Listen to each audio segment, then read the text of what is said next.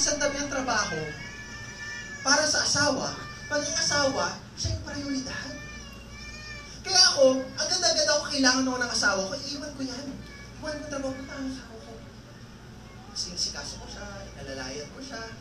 Tapos, para lang po, hindi po siya, syempre, hindi po siya sanay na nahihirapan sa buhay. Hindi po siya sanay na pinapagpawisan. So, may alam ko, stress na stress siya. Hindi ginawa ko, para lang po, pagdating ko doon, hindi siya stress, hindi siya nakahagard. Alam niyo po ginawa ko. Syempre, extra effort kasi priority ko siya eh. Nag-picture po ako nung aming, hindi ko ito kwento ng first series. Pinicturean ko po yung favorite namin na baby.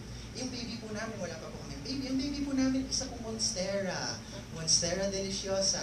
Nanganak po yung Monstera namin. Nung wala siya nanganak, pinicturean ko. So pagpunta ko sa kanya, babe, I'm here, don't be stressed. Ito picture ng baby natin, Ano napunta doon? Pag prioridad mo, hindi mo lang iiwan yung less important. Hindi mo lang siya kaya isang tabi. Gagawin mo ang lahat para dun sa prioridad mo.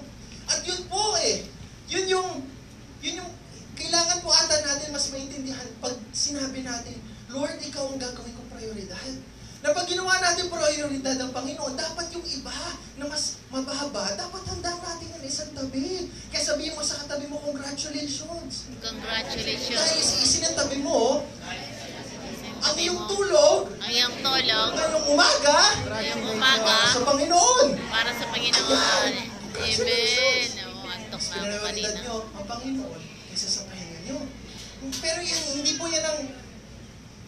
lang po yan ang gusto natin. Gusto natin, prioridad natin siya. Hindi lang prioridad, pero yung siyang first priority. Amen.